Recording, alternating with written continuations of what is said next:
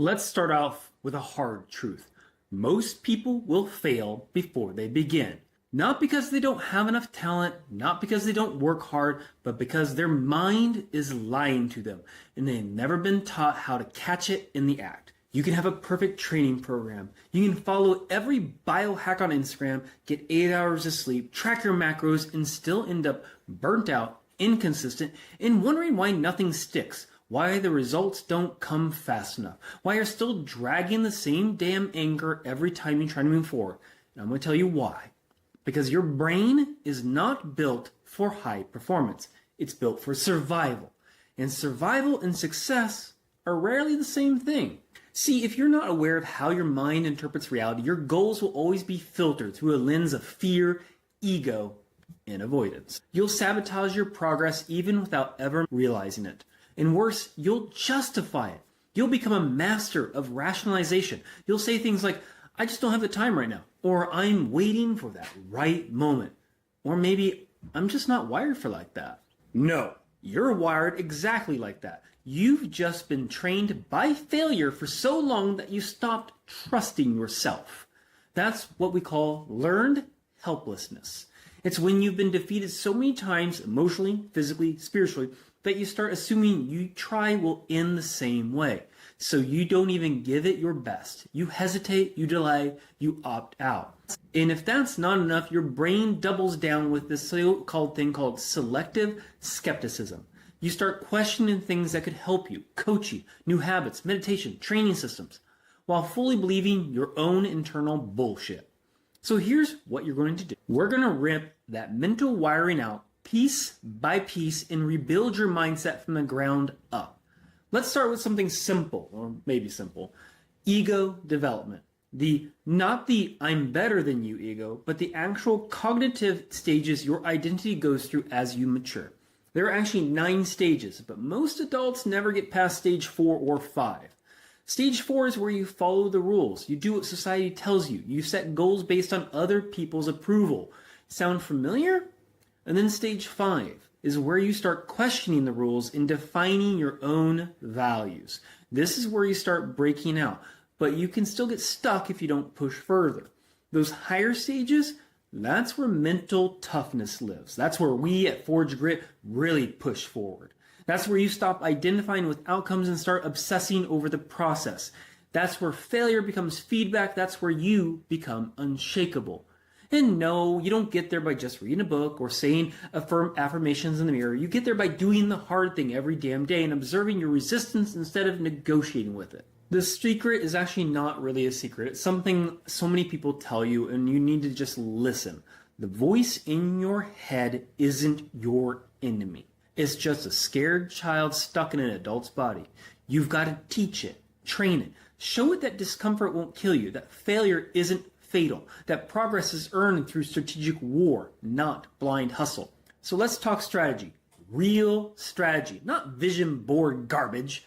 You want results? Here's a 7-step strategic thinking process you need to tattoo on your soul. Number 1, define strategic intent. Be brutally clear on your why. Not the Instagram version, the real one. The one that pisses you off and keeps you up at night. Makes your goal emotionally non-negotiable. Otherwise, you'll fold the second it gets hard. And it will get hard. Step 2. Conduct ruthless self-analysis.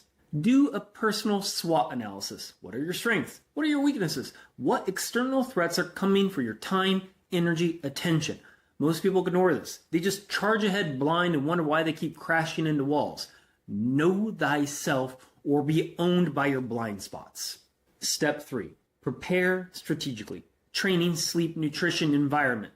These are your weapons, not your obstacles.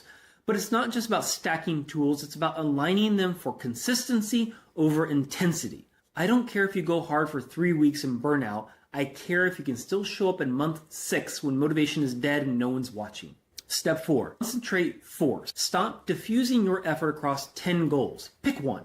Put your full weight behind it. If you're trying to build a business, run a marathon, fix your marriage, or optimize your testosterone all at once, guess what? You're going to suck at all of them. Focus is a weapon.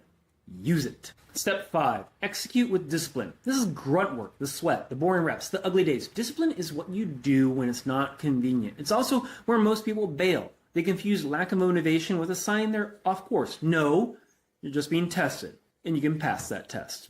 Step 6, relentlessly. You will fail. Accept it now. The question is, do you learn or do you collapse? Use the pre-mortem technique. Before you start, imagine every possible way this plan could go wrong.